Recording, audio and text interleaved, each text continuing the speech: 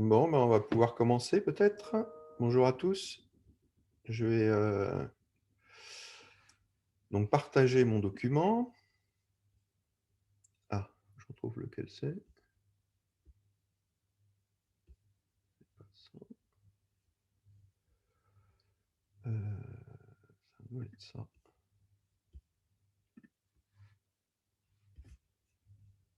Pas du tout. Alors, faut que je retrouve.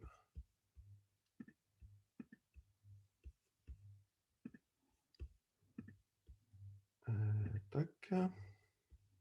Voilà, c'est celui-là.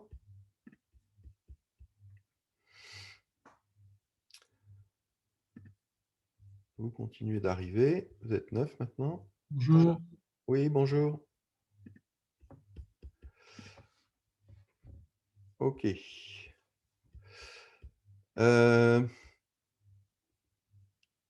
Bon, bah, du coup, aujourd'hui, donc, on va continuer sur ces TD de mécanique. Est-ce qu'il y a des questions sur ce qu'on a fait la dernière fois? Non, pas de questions?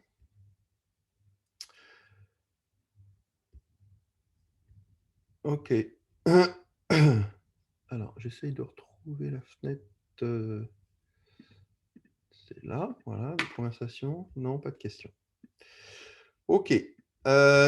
Donc, on finit donc ce premier exercice qui était en fait un exercice de rappel, heu, sur le système de coordonnées cylindriques. Hop. Alors, bon, je ne reviens pas sur tout ce qu'on avait fait, les expressions, des vecteurs, position, vitesse, accélération. Et donc on a été resté là finalement à, ce vecteur accélération. Je vous avais demandé de regarder, hem, justement cette question-là de manière à ce qu'on puisse passer rapidement aujourd'hui. Donc en fait, il s'agissait ici simplement de reprendre l'expression qu'on avait vue précédemment pour l'accélération, hein, en coordonnées cylindriques.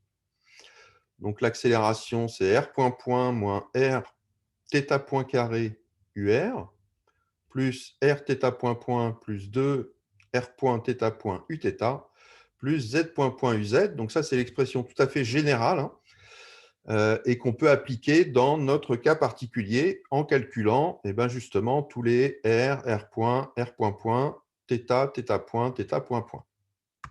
Donc il suffisait de faire ça, reprendre l'expression de θ, donc qui était égale à oméga t, calculer θ point, du coup c'est simplement oméga, et comme oméga est constant, θ point point, c'est égal à 0. Autrement dit, les termes ici en θ point point vont être nuls. Donc ça va, je vais prendre un petit stylo pour... D'accord, comme θ point point est égal à 0, le terme ici va être nul. Θ point, c'est une constante. Et puis ensuite, donc, on peut calculer R point, Rθ point, R point point.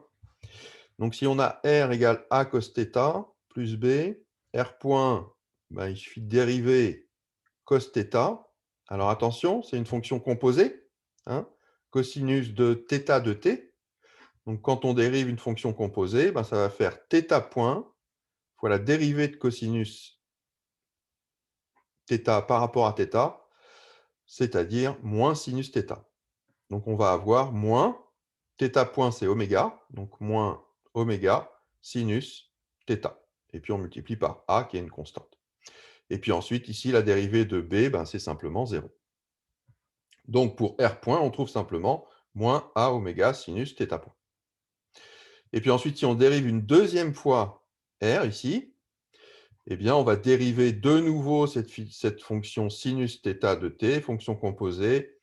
Et donc, ça va nous faire de nouveau un θ point. Et la dérivée de sinus, c'est plus cosinus.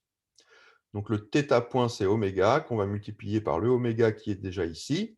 Et donc, on va trouver moins A oméga carré sinus θ. OK. Et finalement, le z point point ici, ben, comme on n'a pas de z, et ben, finalement, le z point point, c'est 0. Donc, ce terme-là, on ne l'aura pas non plus. Donc, après, ben, il suffit d'ajouter les différents termes, hein. Donc, ici, il nous faut un A, donc ça va être égal pour la composante selon UR à R point point. R point point, on l'a ici, moins A oméga carré sinus θ. Donc, simplement, je le recopie là. Moins R, bon ben, R, c'est A cos θ, plus B. Donc, A cos θ plus B, que je multiplie par quoi? Ben, par θ point carré. Θ point, c'est oméga, donc par oméga carré. Donc, je vais avoir moins oméga carré fois R, c'est-à-dire A cos θ plus B. OK pour la coordonnée selon UR. Et puis ensuite, selon Uθ, donc on a dit que la première, hein, θ point point, c'est 0. Donc R θ point point, c'est 0. Et donc, il nous reste juste à multiplier R point par θ point et multiplier par 2. Donc, θ point, c'est oméga. R point, c'est moins A oméga sinus θ, qu'on multiplie donc par θ point qui est oméga, ça fait moins 2A oméga 2 sinus θ. Puis pour UZ, on a 0. Donc ensuite, on peut juste ici remarquer que ben, on peut faire une petite mise en facteur. Ici, on a fait le terme A oméga carré, qu'on peut mettre en facteur, et même moins A oméga carré, qui va être facteur de sinus θ plus cosinus θ. Et ne pas oublier ici un terme en B oméga 2. Et puis ensuite, ici, on a moins 2A oméga 2 sinus θ. Donc voilà pour l'expression de l'accélération dans le cas particulier ici où on a R égale A cos θ plus B. Pas de questions là-dessus?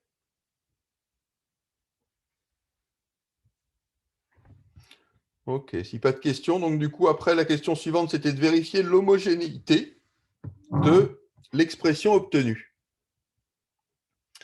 Alors, pour vérifier l'homogénéité, donc il faut regarder eh bien, donc, la dimension de A. Donc la dimension de A, hein, A, c'est une accélération. Donc la dimension d'une accélération, c'est du L t-2. Et donc, il faut vérifier que ben, les termes qu'on a ici ensuite, c'est bien aussi du L t-2, hein, dans l'expression qui est ici. Alors, qu'est-ce qu'on a ici? Ben, on a des fonctions sinus-cosinus. Les fonctions sinus-cosinus hein, d'un angle, θ, eh bien, forcément, ça a comme dimension 1. D'accord? Sinus θ est égal à la dimension de cosinus θ. Et ça, c'est égal à 1. OK, donc en fait, ce qu'il nous faut regarder simplement, ça va être la dimension des termes qui sont ben, en facteur des sinus-cosinus, ou bien qui sont tout seuls, c'est-à-dire les termes A oméga 2 et les termes B oméga 2. Alors, A oméga 2, quelle dimension ça a, ça? Alors, ben, ça a la dimension de A fois la dimension de oméga au carré. Alors, A, ça a quelle dimension? Ben, si je regarde R ici, R, c'est une longueur, hein. La dimension de R, c'est une longueur. Et cette longueur, donc elle est égale à A cos θ. Cos θ, c'est de dimension 1. Donc ça veut dire que A, ben, ça doit avoir la même dimension que R, c'est-à-dire ça doit être une longueur aussi. De même que B, hein, puisque ici on a plus B. B, ça doit avoir la même dimension que R. Donc B, c'est aussi la dimension d'une longueur. Autrement dit, ici, la dimension de A oméga 2, donc c'est la dimension de A qui est une longueur. Et alors maintenant, quelle est la dimension de oméga? Ben, pour avoir la dimension de oméga, on peut prendre l'expression ici de où vient oméga. Oméga, il vient de θ, de t. Hein, la dimension de θ, c'est un angle. Donc la dimension d'un angle, c'est 1. Et donc ça doit être égal à la dimension de oméga fois la dimension de t, t qui est le temps. Autrement dit, oméga, il a la dimension d'un temps moins 1. Oui, question. Oui, j'aurais une question. Est-ce que vous mettez les TD sur Eprel? Tout à fait, oui. D'accord, merci. En fait, vous devez avoir le TD de la semaine dernière. Je mets même les enregistrements. D'accord, D'accord. merci. Je vous en prie. Donc, je poursuis ici. Donc, A oméga 2, on regarde la dimension de ça. Donc, c'est la dimension de A fois la dimension de oméga au carré. Dimension de A, donc on a vu que c'était L. La dimension de oméga, c'est T-1 au carré. Ça va nous faire du T-2. Et donc, la dimension de A oméga carré, c'est bien du L T-2, comme l'accélération. Et on peut vérifier que la dimension de B oméga carré, ben c'est la même chose, puisque B, ça a aussi la dimension. Ah, alors attendez, je vois qu'il y a une question. Il faut que je. Alors, tac, tac, tac. Hop. Je vais faire comme ça. Alors, vous n'avez pas trouvé le TD de la semaine dernière. Alors, où est-ce que vous avez cherché? En fait, il faut aller. Alors, il faut pas aller dans le. Il faut aller dans le groupe. Et dans le groupe, il faut aller dans le dossier document. C'est-à-dire que vous allez dans L1 semestre 2, mécanique du point 2. Ouais, Ensuite, on va dans groupe, c'est ça? ouais. Euh, Dans le groupe maths. alors, Hein, après. c'est ensemble, si vous voulez. Ah, pourquoi il ne veut plus? Voilà, L1 semestre 2, on va dans groupe, c'est ça? Et ensuite,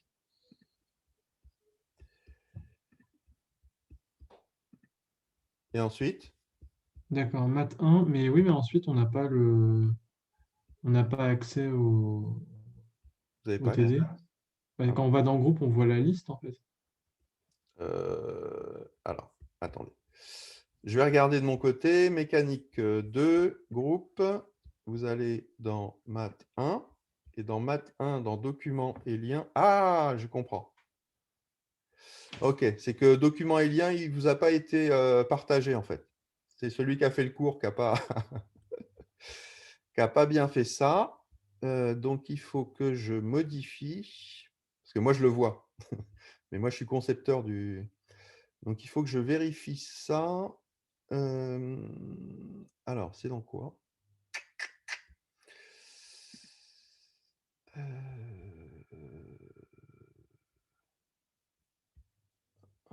C'est pas là. Où est-ce que je trouve ça?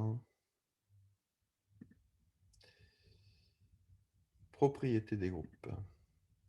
Voilà, documents et liens. Je vais même mettre en route le forum, la discussion.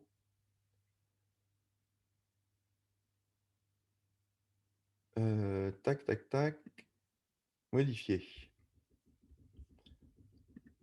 Ok, est-ce que vous pouvez y aller maintenant? Vérifier que ça fonctionne?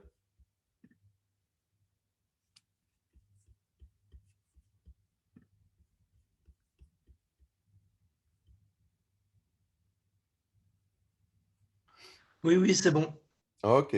Bon, ben voilà. C'était une autorisation, effectivement, qui n'avait pas été donnée pour que le Comment vous dossier faites? document soit visible. Comment vous faites? Vous allez dans documents et liens, c'est ça? Dans le groupe, ouais. Quand vous Ah, êtes dans le groupe Math 1, vous allez dans Documents et liens. Ah, Voilà. ok, TD1, d'accord. Donc, vous l'aviez mis, Voilà. et vidéo du TD1. Ok, merci. C'est bon? Voilà. Donc, je mettrai les autres à la suite, quoi. Ça va? OK. Alors, on va pouvoir donc, du coup, passer. Alors, je vais repartager mon document. Voilà. Et on va pouvoir passer donc à l'exercice suivant.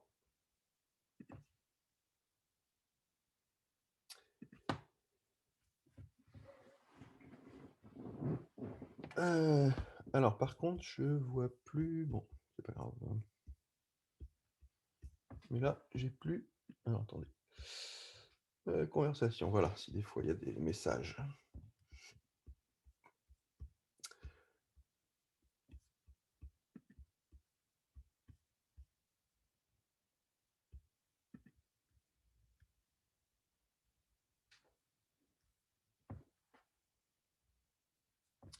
Alors, donc l'exercice suivant, exercice 2 de cette feuille de TD1. Donc, il s'agit d'étudier un point matériel qui va se déplacer dans le plan OXY et dont on donne les équations paramétriques du mouvement en coordonnées cartésiennes. Voilà, une équation très simple, hein. X de t égale 2t et y de t égale 4t carré moins 4. Première question, déterminer l'équation de la trajectoire. Alors, est-ce qu'il va bien vouloir me redonner?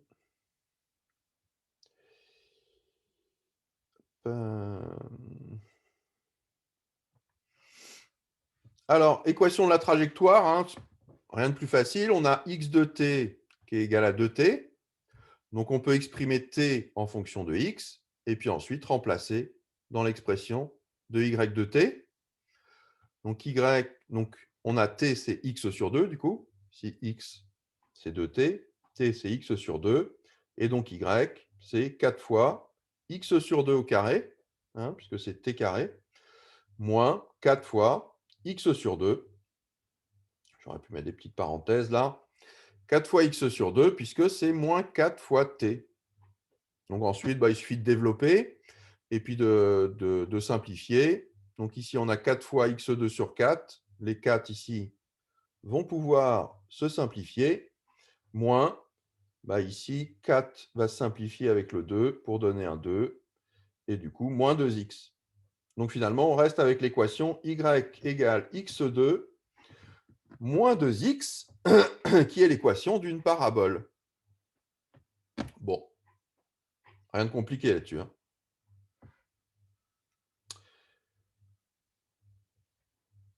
OK, on vous demande ensuite de calculer la vitesse du point matériel, ainsi que la norme de la vitesse. OK, qu'est-ce qu'on écrit là?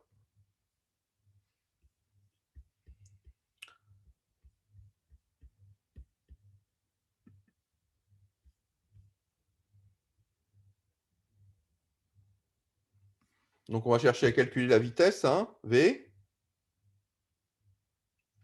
Voilà. Alors, attention, V, hein, c'est un vecteur. D de OM sur dt. On est en coordonnées cartésiennes. OK. Donc, on va écrire ça. X point UX. On va supposer qu'on a une base UX, UY, plus Y point UY. OK, x point, c'est juste la dérivée de x par rapport au temps. Ça nous fait la dérivée de 2t, c'est-à-dire 2, ux. Et puis, la dérivée de y pardon, par rapport au temps, il faut dériver 4 fois t carré, donc ça fait 8. 2 fois 4, 8, hein, t. Moins 4t, ça fait simplement moins 4. Exactement. Alors attention, ça c'est uy. OK, donc voilà pour l'expression de la vitesse, du vecteur vitesse, dans ce système de coordonnées UX, UY. Alors ensuite, on vous demande la norme de V. Norme de V, c'est simplement la racine carrée de la somme des carrés de ces coordonnées, autrement dit 2 au carré, plus 8t moins 4 au carré. Alors, en fait, après, vous allez voir, on va développer des calculs. Il y a différentes méthodes pour calculer. Moi, je sais que j'aime bien, quand je fais des calculs comme ça, que je vois ce type d'expression, j'aime bien factoriser, en fait. Ici, si vous factorisez, donc vous voyez que vous avez un 2 que vous pouvez mettre en facteur ici. UX plus, donc ici, si je factorise un 2, il va me sortir donc 2 facteurs de 4t moins 2. Mais vous voyez que je peux factoriser un nouveau 2. Donc ici, en fait, j'aurai 2. Donc ça me ferait 2 fois 2, 4. D'accord? Facteur de 2t moins 1. UY. Ok, j'aime bien factoriser parce que vous voyez que du coup, ici, si je calcule maintenant la norme de ça, mais comme j'ai le 2 en facteur, en fait, je sais déjà que je vais avoir un 2, facteur 2, racine carrée. Ici, j'ai 1 au carré, plus 2 au carré, fois 2 plus 1, enfin 2t plus 1, 2t moins 1, pardon, au carré. Voilà. Bon, après, on peut développer ça. Donc, ça fait 2, racine de... Alors, ici, j'ai 1, plus 4 fois 4t carré, donc ça fait 16t carré, moins 4t fois 4, moins 16t, et puis ici, plus 1 fois 4, plus 4. Ok, le 4, il va aller avec le 1 qui est là, donc ça va nous faire un plus 5. Ici, donc, la norme de V, c'est donc 2 racine de Monsieur, 16 dans la t carré, racine, vous avez mis moins 16t plus combien? plus 4. Ah, plus 4, merci. Ouais. Donc, j'ai moins 16t carré, pardon, j'ai 16t carré, moins 16t, plus 5. Hein, parce que j'ai le plus 4, plus 1 qui était devant. Ça fait plus 5. Voilà. Bon, rien de compliqué. De toute façon, vous allez voir dans la suite, il n'y a pas grand-chose de compliqué. Hein. Simplement, il faut faire attention parce que il y a du calcul. Donc, ne pas oublier des termes. Voilà. C'est pour ça que moi, j'aime bien factoriser. Ça permet de faire des opérations plus simples en général.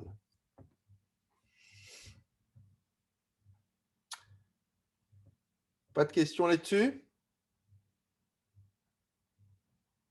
Alors, si pas de questions là-dessus, donc on va aborder peut-être quelque chose d'un peu plus nouveau pour vous. Donc ça, c'est juste la solution. Ah, pardon. Il nous reste un truc qui est de montrer que l'accélération est constante. Alors, bon, du coup, je vais effacer là ce que j'ai là, parce que sinon, vous ne voyez plus rien.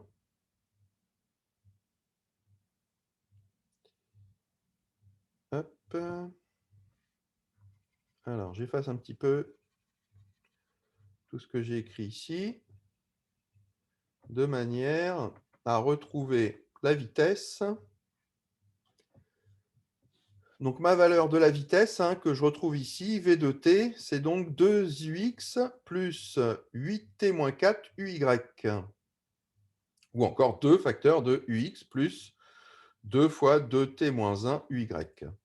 Donc, à partir de là, je peux calculer l'accélération. Il suffit de dériver.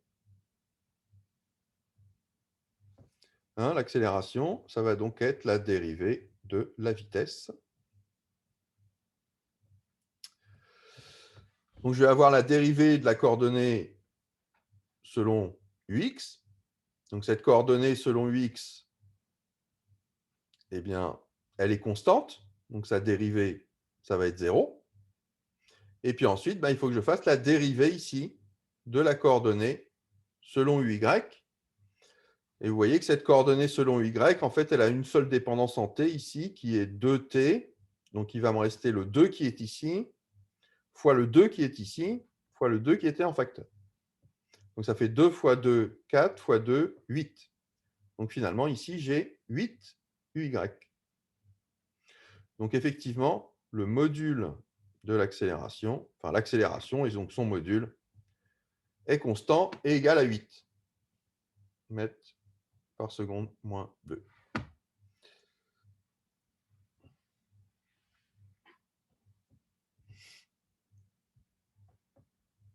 Voilà. Ça va pour ça?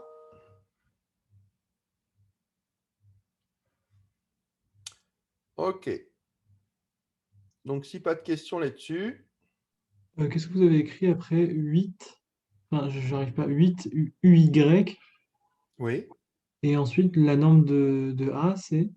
c'est 8 mètres par seconde moins 2. Ah d'accord, mètres par seconde. Ouais, c'est les unités. Du coup, c'est mètres point seconde moins 2, c'est ça?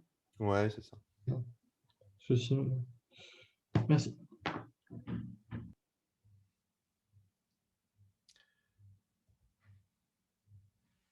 Ok, alors maintenant, bah, je vais attendre que vous soyez tous prêts, mais on va donc découvrir ensemble. Alors, vous l'avez déjà vu en cours, hein, puisque vous n'avez pas un petit peu avancé dans le cours quand même. Donc, un nouveau système de base de coordonnées qui s'appelle la base de Freinet. Alors, donc là, on a vu juste avant que ici, les coordonnées x et y d'un point M pouvaient être données comme des équations paramétriques du mouvement. Et puis, on a vu aussi que on pouvait déterminer ce qu'on appelle la trajectoire. Alors, en fait, on peut aussi définir pour une trajectoire donnée, hein, donc pour une courbe, c'est ce qu'on appelle l'abscisse curviligne qui va être donc par rapport à une origine que je note ici oméga, la distance entre oméga et m, la distance parcourue sur la courbe. Donc ça, c'est ce qu'on va appeler S de t, qui est l'abscisse curviligne.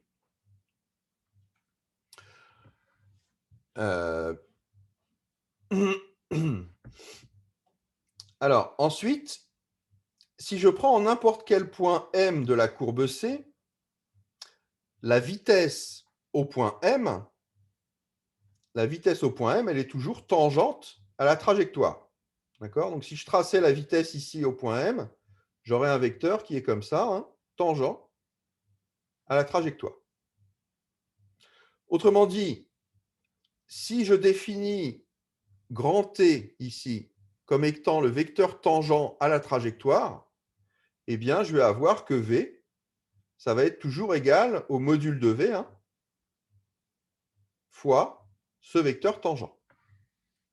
D'accord? Ça, c'est toujours vrai. Quelle que soit la trajectoire, quel que soit le point M auquel je me place, la vitesse est toujours tangente à la trajectoire.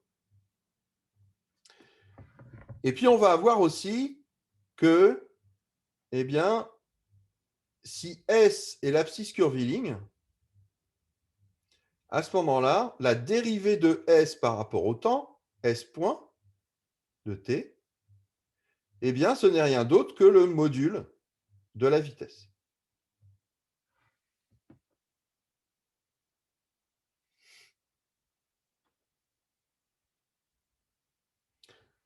OK, à partir de là, eh bien, on va pouvoir définir une accélération.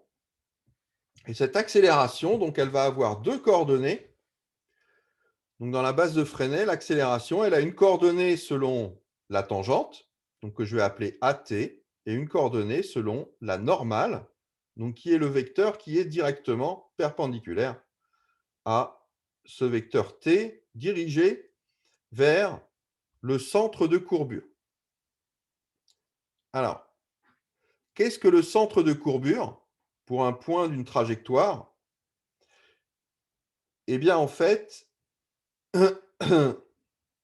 au point M de n'importe quelle trajectoire, on va pouvoir chercher quel est le cercle tangent en ce point M. On va donc définir comme étant R le rayon de courbure, enfin plutôt le rayon de ce cercle. Et donc, on va appeler ici grand R majuscule ici, le rayon de courbure. D'accord? Le grand R, là, c'est le rayon de courbure de la trajectoire au point M. Ce rayon de courbure, il peut varier. Vous voyez qu'ici, il est dirigé comme ça. Si je le prenais ici, hein, vous voyez que le cercle ici, si j'avais un autre point M' ici, le cercle ici en M', il serait plutôt comme ça, et donc avec un rayon de courbure qui serait dirigé vers le haut. Voilà, et qui pourrait être différent de R, bien sûr. OK. Alors, par rapport à tout ça, donc je résume un petit peu ici ce que je vous ai dit, hein. Donc, dans la base de Freinet, former des vecteurs normal et tangent à la trajectoire, on va pouvoir exprimer l'accélération sous la forme d'une composante normale et d'une composante tangentielle. On va appeler S de t l'abscisse curviligne qui décrit la courbe C, donc c'est le segment, enfin plutôt la, la distance entre oméga et m sur la courbe. La vitesse, elle est toujours tangente à la trajectoire, et donc du coup, cette vitesse, eh bien, on va pouvoir l'écrire comme la dérivée de l'abscisse curviligne multipliée par t, le vecteur tangent. Autrement dit, la dérivée de l'abscisse curviligne, eh bien, c'est la même chose que la norme de la vitesse. OK, à partir de là, on va pouvoir dériver l'accélération. Donc l'accélération, c'est la dérivée de la vitesse. Donc si je dérive, vous voyez cette expression-là, s point fois t, je vais avoir un premier terme qui est s point point t, et puis un deuxième terme qui est s point fois t point. Alors du coup, qu'est-ce que c'est que ce vecteur t point là? Qu'est-ce que c'est que cette dérivée du vecteur t qui est tangent à la trajectoire? Alors, je ne vais pas vous le démontrer ici, mais on peut démontrer que en fait, ce vecteur tangent, eh bien, on peut le mettre sous la forme de la dérivée de S, donc S point, divisé par R, le rayon de courbure, fois N, le vecteur normal à la trajectoire. OK, compte tenu de cette expression-là, eh bien, du coup, on peut réécrire l'accélération sous la forme de deux composantes.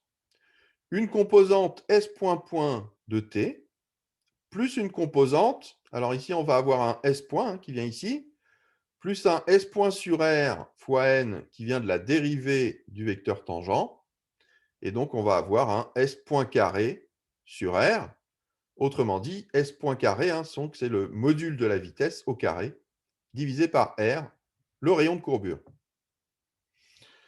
Donc finalement, dans cette base de Freinet, eh bien, notre accélération, elle a deux composantes. Une composante normale qui est égale au module carré, module de la vitesse au carré, divisé par le rayon de courbure, selon la normale, et comme la dérivée seconde de l'abscisse curviligne, selon la tangente. Ou encore, on peut dire ici, S point point, c'est aussi la dérivée du module de la vitesse.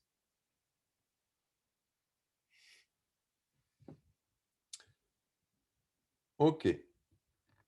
Ça va pour cette base de Freinet?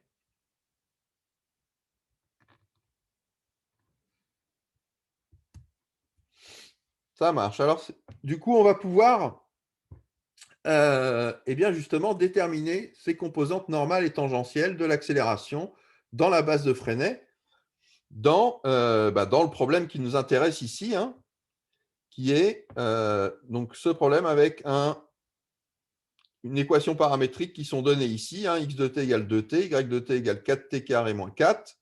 Et puis, donc ici, vous vous souvenez, on a calculé le module de la vitesse. On va en avoir besoin. Et l'accélération. Et on a vu que l'accélération était constante. Une seule composante selon y. Et elle est constante. Donc, il faut garder ça à l'esprit, ces deux choses-là, pour calculer ici quelles sont les composantes normales et tangentielles. OK. Alors, pourquoi est-ce qu'on garde ça à l'esprit? Parce que la première chose qu'on peut déterminer ici, vous voyez, c'est la composante tangentielle de l'accélération. En effet, on l'a en fait déjà calculé. Enfin, pardon, non, on ne l'a pas encore calculé. On va la calculer, mais assez facilement, puisque c'est S point point de t fois le vecteur tangent. Et S point point, c'est la dérivée du module de la vitesse par rapport au temps. Donc, c'est ça qu'on va calculer. Que vaut la dérivée du module de la vitesse par rapport au temps?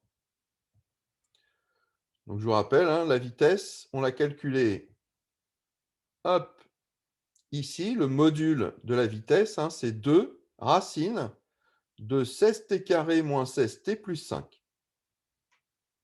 Donc, il nous faut dériver ça. Bon, bah, le 2, il va rester en dehors. Et ensuite, bah, je vais dériver la racine carrée d'une fonction u. Donc, la dérivée de racine, hein, c'est 1 demi de la dérivée de 16t carré moins 16t plus 5. Donc, la dérivée de 16t carré, c'est 32t moins 16t. Donc, la dérivée de moins 16t, c'est moins 16. Et la dérivée de plus 5, eh bien, c'est simplement 0.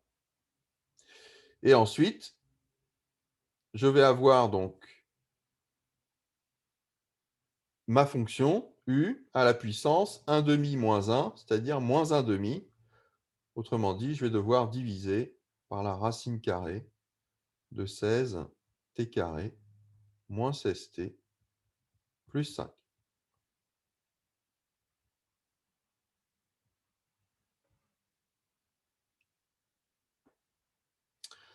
OK, ici, les deux se simplifient.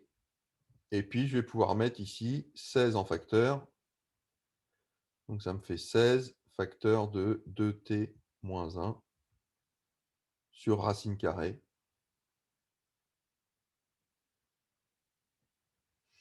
de 16t carré moins 16t plus 5.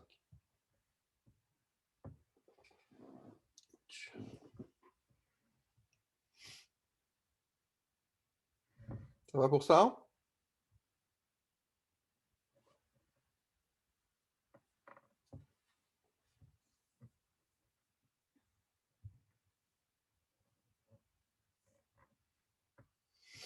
OK.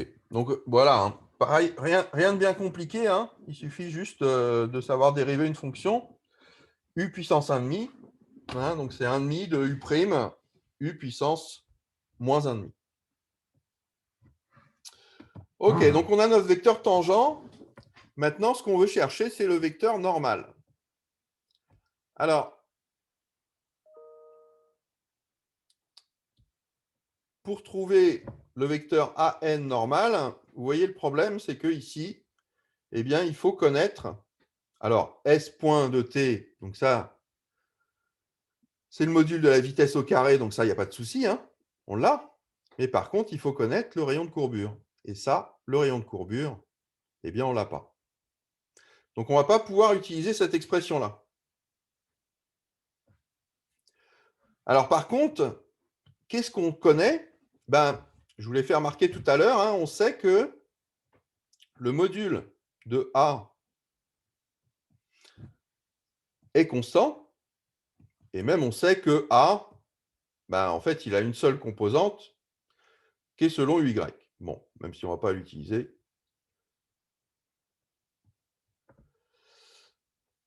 On sait en tout cas que le module de A est constant.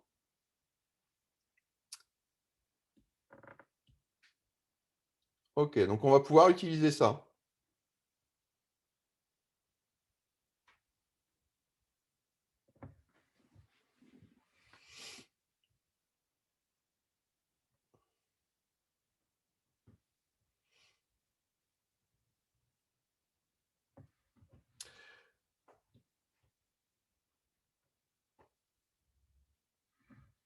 Alors, comment est-ce qu'on va utiliser le fait que le module de A est constant?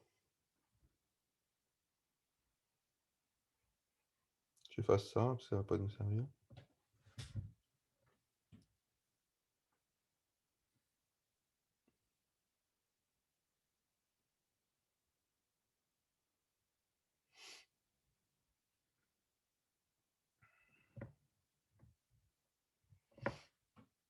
Une idée? Vous voyez qu'on connaît maintenant AT, d'accord? Donc on connaît en fait la composante selon la tangente. ce qu'on cherche, c'est AN. D'accord? On connaît la composante AT. Ce qu'on cherche, c'est AN. Et on connaît A. Alors, on va travailler en module ici. Donc, le module de A, ou encore je peux dire le module carré de A, donc ça va être 8 au carré, c'est égal, eh bien, à la somme de AN, module de AN au carré, plus module de AT au carré. AT, je viens de le déterminer, donc je vais pouvoir déterminer son module, et ça va me donner le module de AN.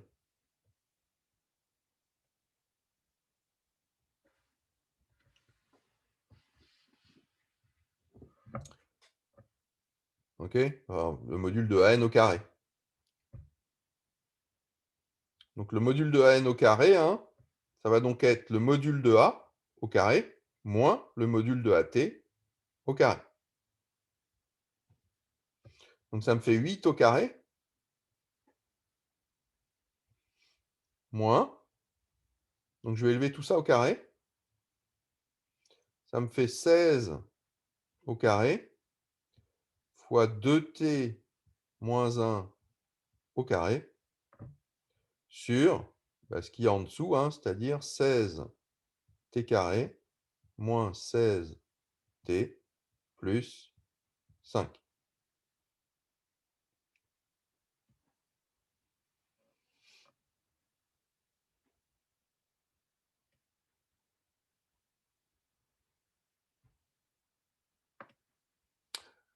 Alors attention ici au développement, hein, quand vous allez développer ça. Alors, on peut le réécrire donc sous la forme. Alors, ce qu'il y a en bas, on va le laisser tel quel, hein. Par contre, ce qu'il y a en haut, on va réduire au même dénominateur tout ça. Donc, on va avoir un 8 fois 16t carré. Oups. D'accord, je réécris juste ce qu'il y a au numérateur.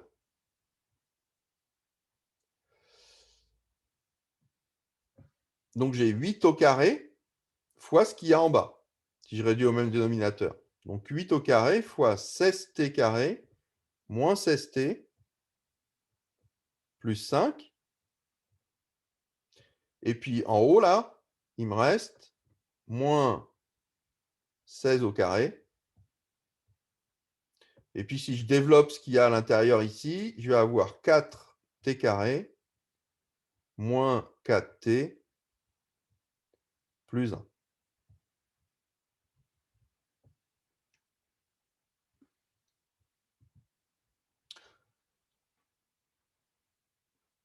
OK, alors qu'est-ce que je vais avoir en t carré? Donc vous voyez qu'ici, j'ai un 8 au carré fois 16. Et ici, j'ai un 16 au carré fois 4.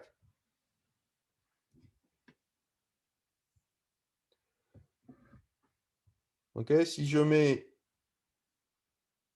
8 au carré en facteur,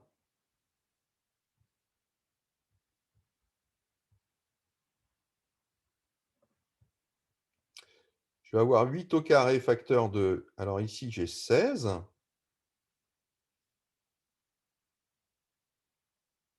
Et ici, j'ai...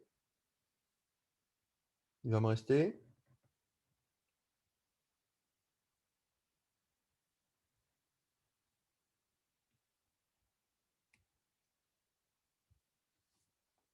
la même chose, en fait. 16 aussi.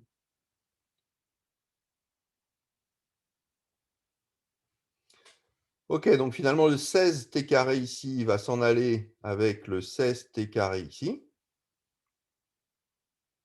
Enfin, plutôt, le 16, pardon, qui est ici, va s'en aller avec le 16 qui va rester ici. Hein, puisque ici, j'ai plus 16t carré, et ici, j'aurai, si je mets 8 au carré en facteur, moins 16t carré. Et puis, de même pour le moins 16t ici, il va s'en aller avec le moins 16 qui est ici.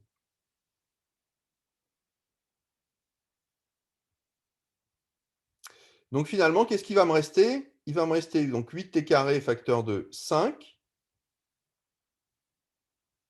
Et ici, moins 1. Donc 5 moins 1, ça nous fait 4. Donc finalement ici, si je réinjecte ça ici, là, en haut, qu'est-ce qui me reste? Ben, il va me rester 8 au carré fois 4. Et puis sur ce qu'il y a en bas, hein, c'est-à-dire 16t carré moins 16t plus 5. Et ensuite, ben, je vais prendre la racine carrée de tout ça pour avoir AN. Donc ici, la racine carrée de 8 au carré, ben, c'est 8. La racine carrée de 4, ben, c'est 2. 2 fois 8, 16. Donc je vais avoir ici 16. Alors, est-ce que je l'ai réécrit sur la page d'après? Je vais être obligé d'effacer. Ah, non, je ne l'ai pas réécrit. OK. Donc au final, hein, ce qu'on obtient, si j'efface un petit peu là, mes gribouillis, ici. OK. Parce qu'on a là.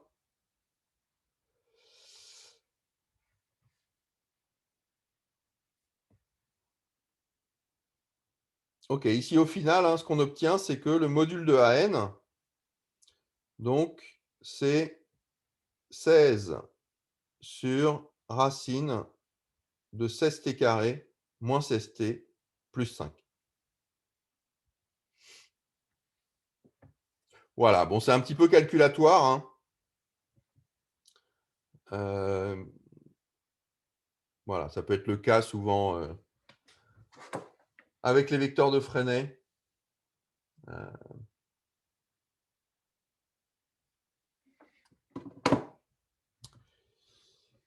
OK. Alors, question suivante, s'il n'y a pas de questions là-dessus? Non? C'est bon? Bon, je vous laisserai reprendre les calculs hein, par vous-même aussi, à partir du corrigé, enfin, en ayant corrigé. Donc, la question suivante, c'est de déduire le rayon de courbure de la trajectoire. Bon, bah ça, on va le faire assez facilement, hein, puisque maintenant, on a AN, donc on sait que c'est S point, donc le module de la vitesse au carré sur le rayon de la trajectoire. S point, on le connaît, hein, on l'a calculé tout à l'heure, c'est le module de la vitesse ici. 2 racine de 16t carré moins 16t plus 5. Et puis, on sait que le module du vecteur normal, du vecteur accélération normale, eh bien, c'est, on vient de le calculer, 16 sur racine de 16t carré moins 16t plus 5. Donc, du coup, à partir de là, eh bien, on va pouvoir effectivement déterminer ce module, ce rayon de courbure, pardon, R ici, hein, puisqu'on a cette expression-là. Si on prend le module ici de AN, ça va être S point carré sur R.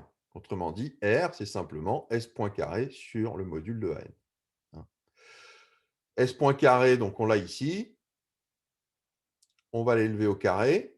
Enfin, S point, on l'a ici. On va l'élever au carré. Donc, on va avoir ici 2 racines de 16t carré moins 16t plus 5 au carré. Et qu'on va diviser par le module de AN qu'on a ici, par 16 sur racine de 16t carré moins 16t plus 5. OK. Ici, vous avez un 2 au carré qui va faire un 4, qui va simplifier avec le 16 en dessous pour faire un quart. Et puis ici, donc, vous avez racine de 16t carré moins 16t plus 5 élevé au carré. Donc, ça fait 16t carré moins 16t plus 5. Et puis ici, on va multiplier par racine de 16t carré moins 16t plus 5. Et donc, en fait, on va avoir 1 plus 1,5, ça fait 3 demi en puissance. Hein.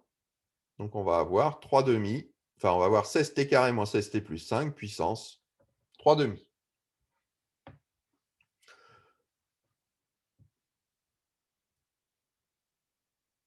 Alors, monsieur, AN égale module de AN? Non, AN n'est pas égal à module de AN. AN, il est égal à module de AN fois N. AN, c'est module de AN fois N.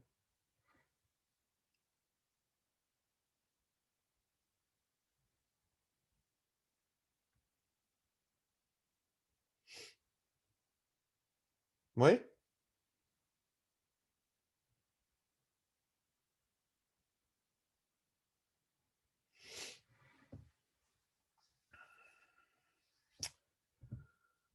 Ok, donc bon, vous verrez hein, sur c'est une technique qui revient souvent, hein, ça, pour déterminer justement ces composantes normales de l'accélération.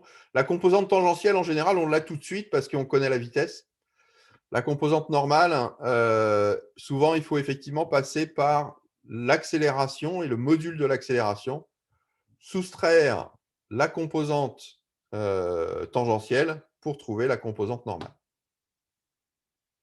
Alors, on peut le faire en module, on peut le faire en vecteur directement, hein. On aurait pu aussi éventuellement utiliser les vecteurs. Mais pour ça, pour pouvoir utiliser les vecteurs, eh bien, il aurait fallu exprimer les vecteurs n et t dans la base qu'on avait ici. Alors, ça, on ne l'a pas fait. Par contre, on va le faire maintenant dans le troisième exercice.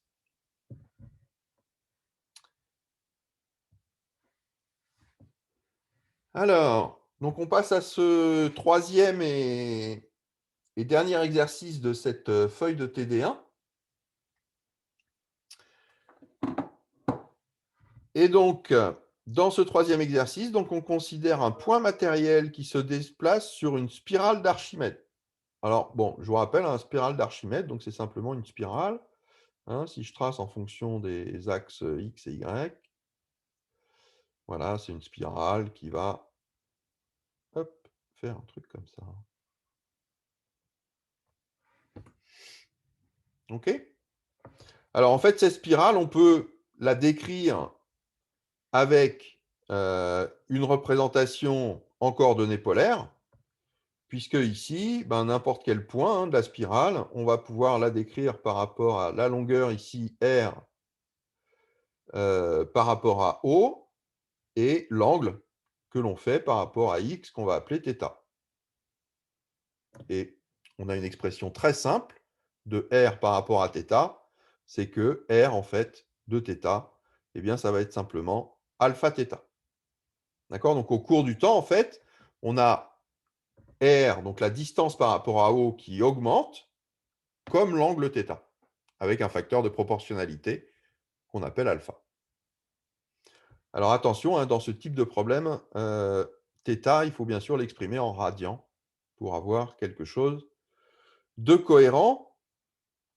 Et juste pour vous, ce n'est pas demandé ici, mais vous voyez que alpha, du coup, la dimension de alpha, hein, ça serait quoi? Bah, du coup, ça serait la dimension de R. OK? Donc, ça serait une longueur.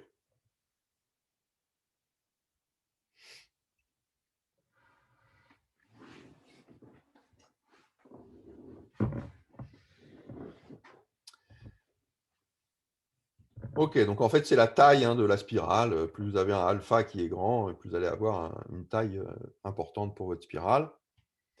Ça ne change rien au pas de la spirale, à la manière dont ça augmente. OK. Alors, première question, déterminer les équations paramétriques de la trajectoire. On choisira l'origine des temps au moment où le mobile est à l'origine.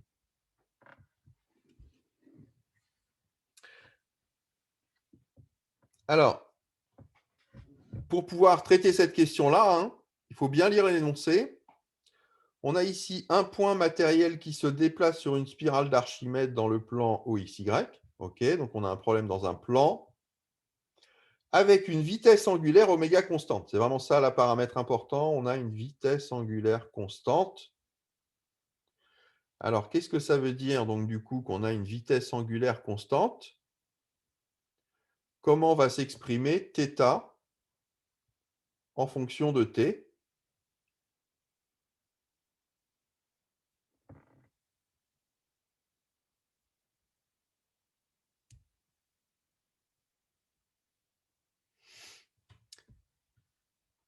Alors, ce n'est pas directement oméga, parce que sinon, θ, il serait constant, puisque c'est oméga qui est constant.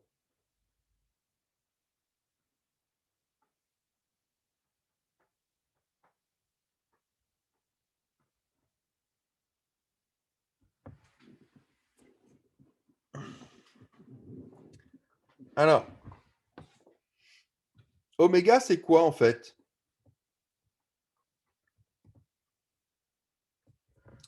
Oméga, c'est la vitesse angulaire. D'accord? Donc, si oméga, c'est la vitesse angulaire, oméga, c'est θ point. Hein? La vitesse angulaire, c'est la dérivée de θ par rapport au temps, par définition.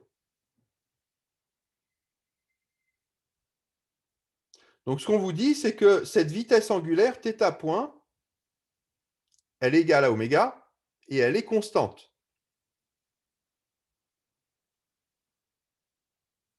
Donc, finalement, qu'est-ce que ça va nous donner pour θ?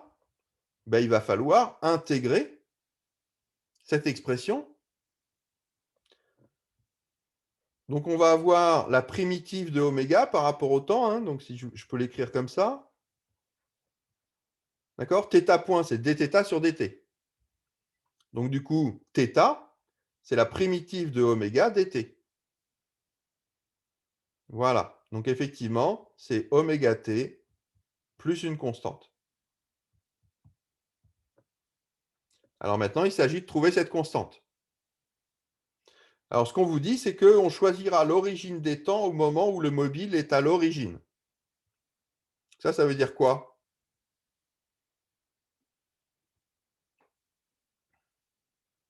Ça veut dire que à t égale 0,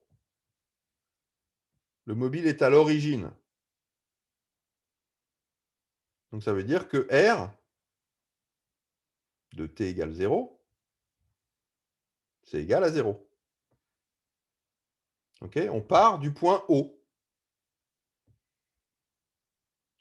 Donc, du coup, ça veut dire que comme R, bah, c'est alpha fois θ, alpha, c'est une constante, alors fois θ de t égale à 0, bien sûr. Bah, ça veut dire que θ de t égale à 0, c'est égal à 0. Et donc, si je remplace ici dans l'expression, ça veut dire que oméga fois t qui est égal à 0, plus la constante, ça doit être égal à 0. Autrement dit, que la constante, voilà, exactement, elle est égale à 0. OK, donc finalement, que θ de t, c'est juste oméga t. Et puis du coup, on peut en déduire R de t. R de t, donc c'est alpha fois θ de t. Donc alpha oméga t. Voilà, et du coup, là, vous voyez que j'ai mes deux coordonnées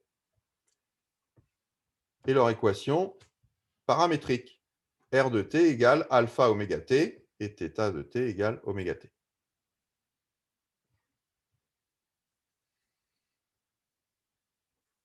Ça va?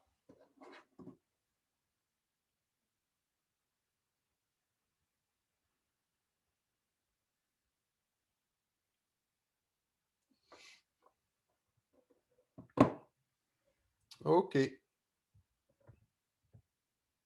Alors, on avance. Donc, on vous demande ensuite de rappeler l'expression générale des dérivés des vecteurs de base UR, Uθ par rapport au temps. Bon, ça, on l'a déjà fait. Hein. Donc là, il faut savoir l'écrire. Hein. D'accord? UR point, c'est égal. Donc, il faut savoir, UR point, c'est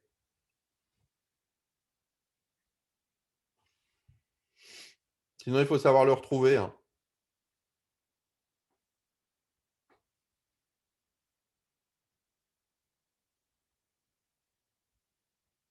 Θ point Uθ, tout à fait. Hein, c'est θ point Uθ. Et puis Uθ point,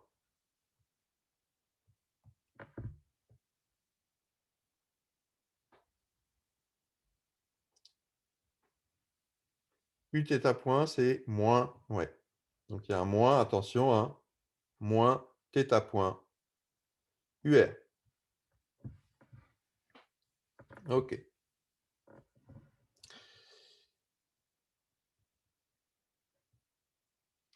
Ah oui, alors juste, du coup, θ point, vous vous souvenez, θ, c'est oméga t, hein, donc θ point, c'est oméga.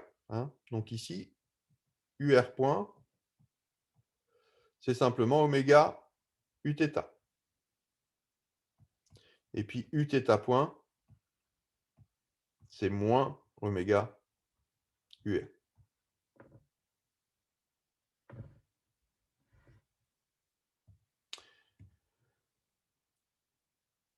OK. Ensuite, on vous demande d'exprimer le vecteur position.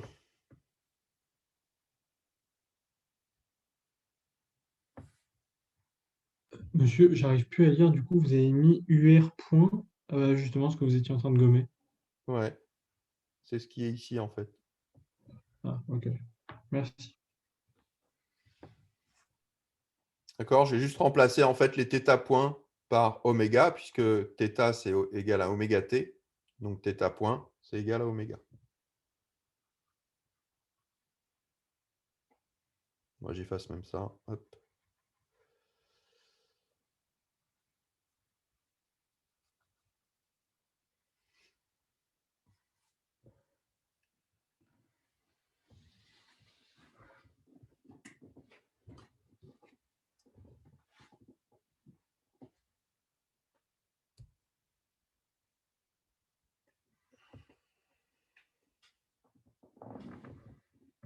Bon, alors, le vecteur position, ben, en fait, on l'a déjà, hein, le vecteur position.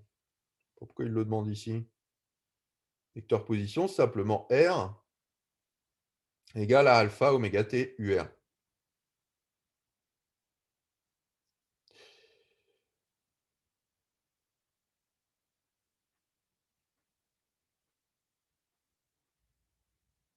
Hein? En fait, si je reviens, ici, on avait R de t, si vous vous souvenez, qui était égal à alpha oméga t. Et donc, le vecteur position, hein, c'est simplement R UR. Donc, c'est juste ça qui est demandé ici. Hein. Le vecteur position, j'ai passé un peu l'étape ici, mais le vecteur position, R de t, bah, c'est R de t, UR. Okay, et R de t, bah, c'est alpha oméga t. Ça, on l'a déterminé précédemment, puisqu'on vous demandait justement les équations paramétriques. OK, en déduire la vitesse et l'accélération du mobile. Donc là, je vais vous laisser quelques minutes pour chercher ça de votre côté, hein, parce que c'est quelque chose qu'il faut absolument que vous sachiez faire, ça. Donc voilà, c'est bien que vous vous entraîniez à le faire. Donc je vous laisse. Allez, on va dire jusqu'à 11 heures. Donc vous avez 9 minutes pour dériver le vecteur vitesse et le vecteur accélération du mobile.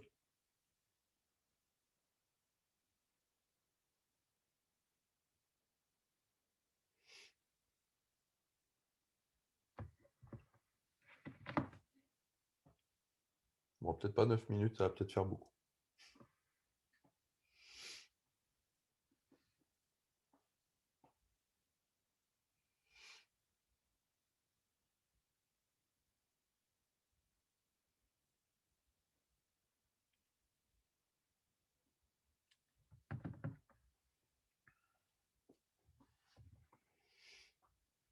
5 minutes, ça devrait être suffisant.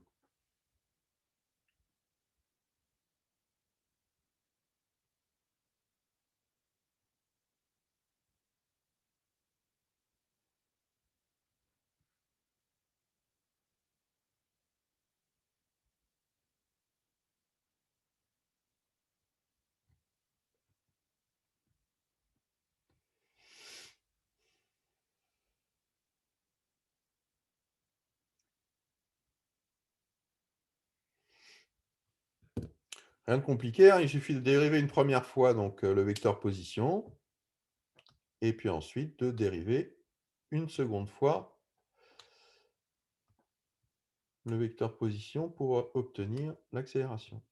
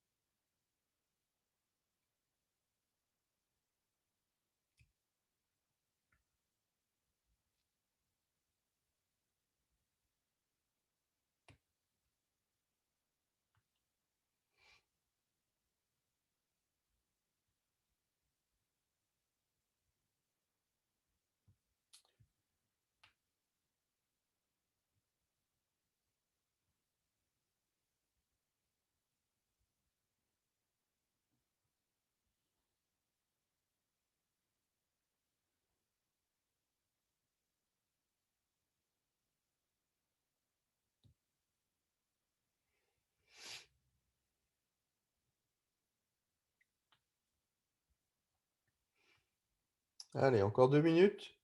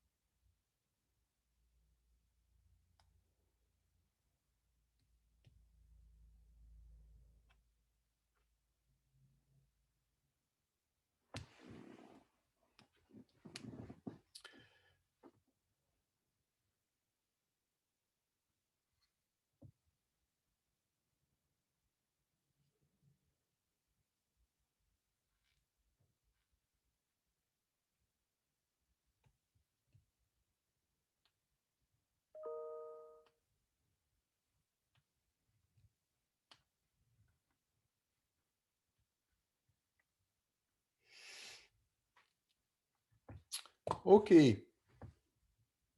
Ça devrait être fait. Alors, pour le vecteur vitesse. Pour le vecteur vitesse, donc rien de compliqué, hein. La vitesse, donc ça va être la dérivée de ce vecteur position ici. Donc on va avoir deux termes, la dérivée de alpha oméga t par rapport au temps fois UR, plus alpha oméga t fois la dérivée de UR par rapport au temps. Dérivée de UR par rapport au temps, ben, on l'a déjà ici, hein, c'est oméga. pardon, Uθ. Et donc, finalement, on va trouver que V, donc c'est alpha oméga, pour la dérivée de alpha oméga t par rapport au temps, alpha oméga fois UR, plus alpha oméga t fois la dérivée de UR par rapport au temps, qui va nous donner un oméga Uθ. Donc, on va avoir alpha oméga UR plus alpha oméga 2 t fois Uθ. Et donc ici, vous voyez qu'on va pouvoir mettre le alpha oméga en facteur. Donc on a alpha oméga facteur de UR plus oméga t Uθ. Voilà. Rien de compliqué. Et donc ensuite, pour déterminer l'accélération, ben, on va redériver ce vecteur-là. Donc l'accélération, hein, ça va être la dérivée de la vitesse. On a le facteur alpha oméga en facteur. Donc on va devoir ici dériver UR. Et puis ensuite dériver oméga t Uθ. Donc ça va nous faire deux termes. Un terme dérivé de oméga t, c'est-à-dire oméga fois Uθ, ce terme-là. Et puis ensuite, oméga t fois la dérivée de Uθ. La dérivée de Uθ, c'est moins oméga UR. Donc ici, il va venir oméga t multiplié par moins oméga UR. Donc finalement, on a alpha oméga. La dérivée de UR, bah, c'est oméga Uθ. Plus, ici, on a un deuxième oméga Uθ. Et puis ici, pour Uθ point, eh bien, on a moins oméga UR qu'on multiplie par oméga t. Ça nous fait moins oméga 2 t UR.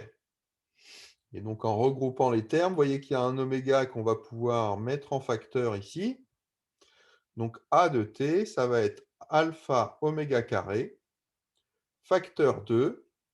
Alors ici, il va nous rester un oméga t UR, alors un moins oméga t UR. Et ici, on avait 1 oméga plus 2 oméga, plus 1 oméga, ça fait 2 oméga. On a mis oméga en facteur, il nous reste un 2 Uθ. Donc voilà pour l'accélération. Alpha oméga 2 facteur de moins oméga t UR plus 2 Uθ. Il y en avait qui avaient trouvé?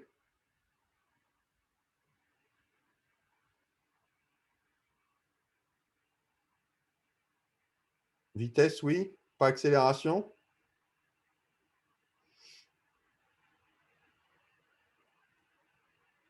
Ah.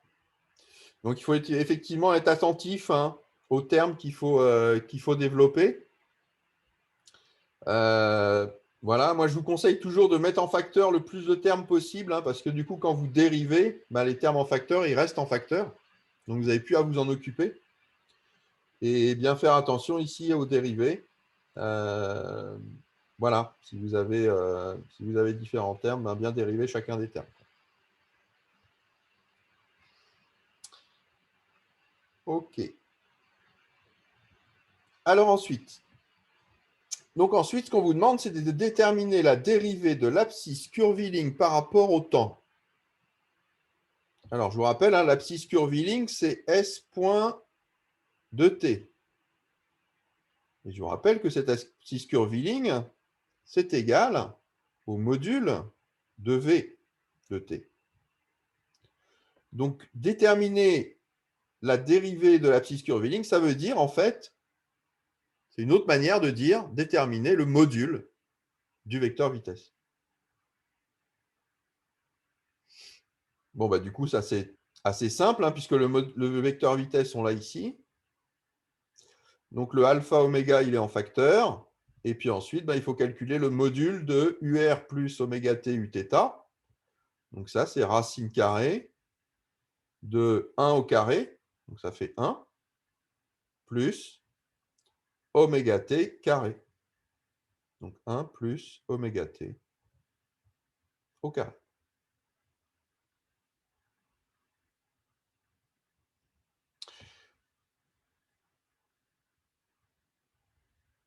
OK, ensuite, on vous demande d'en déduire les composantes du vecteur t dans la base UR Uθ. Alors, pourquoi on vous demande ça? Ben, c'est parce que, en fait, ici, V, la vitesse, ben, c'est justement S point de t fois le vecteur t. Autrement dit, le vecteur t, hein, le vecteur tangent, ce n'est rien d'autre que le vecteur vitesse divisé par s point de t.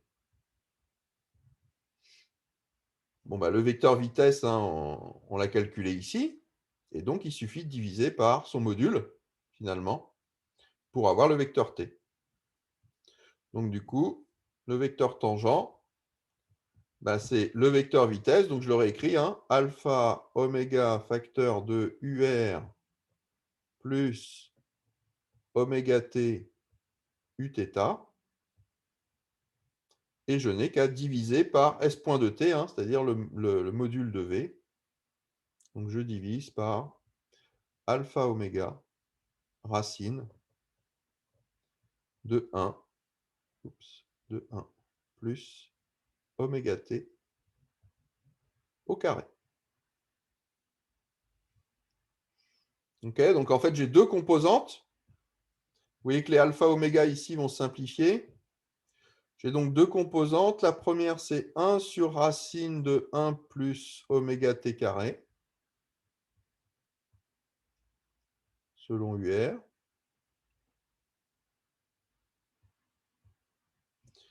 Et puis l'autre, selon Uθ, eh bien, c'est oméga t sur racine de 1 plus oméga t carré, Uθ.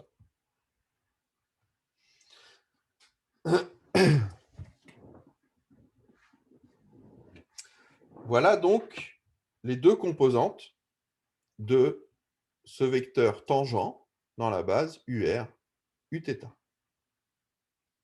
Okay, vous voyez qu'à chaque instant, hein, je vais pouvoir déterminer quelle est la valeur de ce vecteur tangent.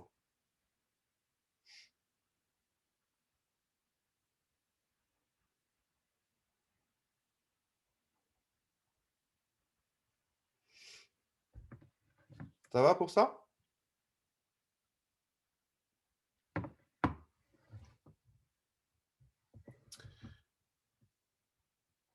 Ok, donc si ça va, qu'il n'y a pas de questions, on va pouvoir passer à la suite. Et donc la suite, eh bien, ça va être de déterminer les composantes normales et tangentielles de l'accélération.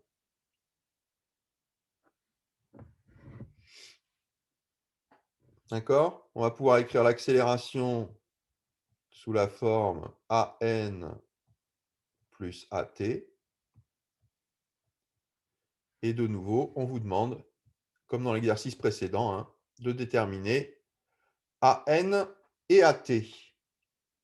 Alors, il y a éventuellement plusieurs manières de faire ça. Bon, comme je vous le disais tout à l'heure, hein, dans ce type de problème, en général, on commence toujours par déterminer AT. Alors, pourquoi est-ce qu'on va déterminer AT? Ben, c'est parce que AT, il a une expression qui est relativement simple, hein, c'est S point point de T fois le vecteur tangent. Et donc, si je peux déterminer S point point de T, que je connais le vecteur tangent, je vais tout de suite avoir AT. Alors, S point point de T, c'est quoi? Ben, c'est la dérivée de S point de T, c'est-à-dire c'est la dérivée du module de la vitesse. Alors, je vous rappelle ici, hein, on avait calculé le module de la vitesse. Il était ici. C'est alpha oméga racine de 1 plus oméga t carré. Je vais le réécrire.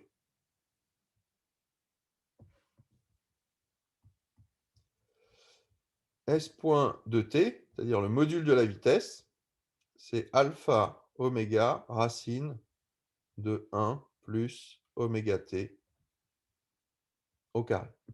Donc vous voyez qu'à partir de là, on va pouvoir calculer S point point de t. Donc il faut dériver cette expression-là. Alors, pour dériver ça, hein, vous voyez qu'on a alpha, oméga en facteur. Et puis ensuite, on va dériver encore une fonction racine de u, où u est égal à 1 plus oméga t carré. Donc, ça va nous faire u'. Donc, la dérivée de 1 plus oméga t carré. Ça nous fait quoi? Ça nous fait 2 oméga 2 t. OK? La dérivée de oméga 2 t carré, c'est 2 oméga 2 t. La dérivée de 1, c'est 0. Et puis ici, donc, on a u puissance 1 moins 1,5, pardon, 1,5 moins 1, ça fait moins 1,5, donc sur racine de 1 plus oméga t au carré. OK, donc si je multiplie tout, hein, ça fait 2 alpha oméga 3 t sur racine de 1 plus oméga t plus au carré. OK, donc ça c'est S point point. Et donc maintenant, bah, il nous faut multiplier ce S point point par t. Donc t, on l'a. Hein. T, on l'a déterminé. Je vous rappelle, c'était, alors je reviens si vous voulez un petit peu en arrière. T, il est ici. Hein. Pour UR, c'est 1 sur racine de 1 plus oméga t carré. Et pour Uθ, c'est oméga t racine sur racine de 1 plus oméga t carré. Donc on va multiplier en fait S point point par ce vecteur. Alors, si vous voulez, je le remarque ici. Donc c'est 1 plus racine de 1 plus oméga t au carré, facteur de UR. Oups, UR, ça c'est UR.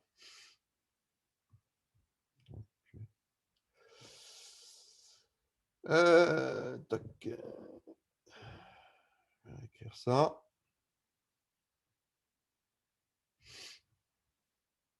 UR plus, c'était quoi? Plus oméga t? Ouais. Plus oméga t Uθ. OK, que je vais multiplier par S point point. Donc du coup, ici, je vais obtenir AT égale.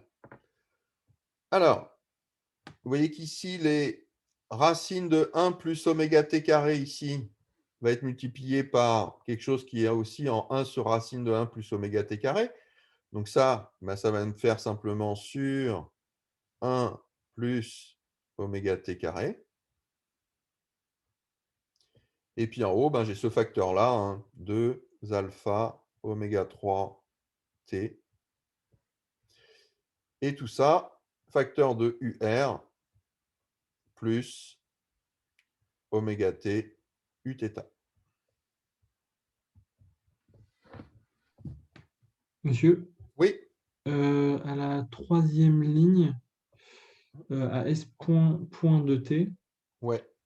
vous avez mis racine de 1 plus oméga t au carré, mais à droite aussi? Oui, oui, oui, c'est le même. Oui. Oui, oui. Vous voyez, j'ai rien changé là. J'ai juste multiplié ici alpha oméga par 2 oméga t Oui, carré pour obtenir ce terme-là. merci.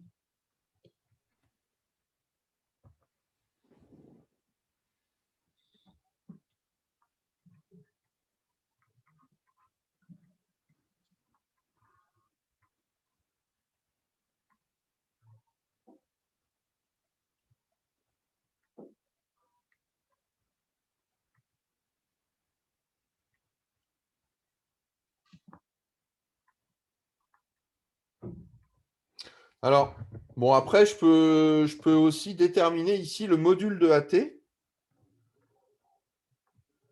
Hein, à partir de cette expression-là, je peux calculer le module de AT. Pareil pour ces modules, hein, c'est toujours bien d'avoir des termes en facteur ici, parce que ce terme en facteur, il reste en facteur pour le module. Donc 2 alpha oméga t, oméga 3 t sur 1 plus oméga t carré. Et puis ici, donc, il me faut calculer le module de cette expression-là. Donc, ça va être racine carrée. Ici, devant le UR, ben, j'ai 1, donc 1 au carré. Je vais mettre 1, plus oméga t au carré. Et donc, vous voyez ici que le 1 plus oméga t carré va simplifier avec le racine de 1 plus oméga t carré. Et donc, il va me rester 2 alpha oméga 3 t sur racine de 1 plus oméga t carré.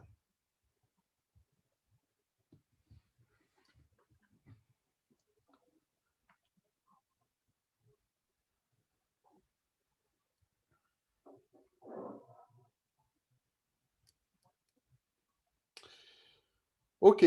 Alors ensuite, donc, tout le problème va être de trouver AN.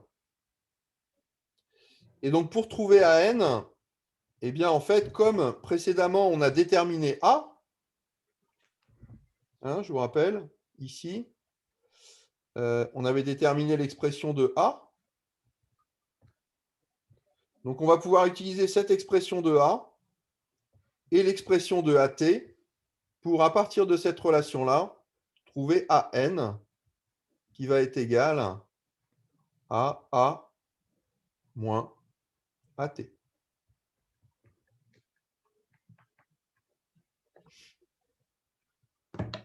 Okay, en faisant comme ça, de manière vectorielle, ça va nous donner directement l'expression du vecteur AN dans la base UR Uθ. Il y a une autre méthode qui consiste à passer par les modules plutôt. Hein, c'est-à-dire qu'on aurait pu, en fait, enfin on peut aussi, si on veut, calculer le module de AN en calculant donc le module de AN carré qui est égal au module de A moins le module de AT, pardon, le module de A au carré moins le module de AT au carré. Ok, ces deux méthodes-là hein, se valent. Simplement, si vous calculez directement à partir de l'expression vectorielle, eh bien, vous allez avoir un plus.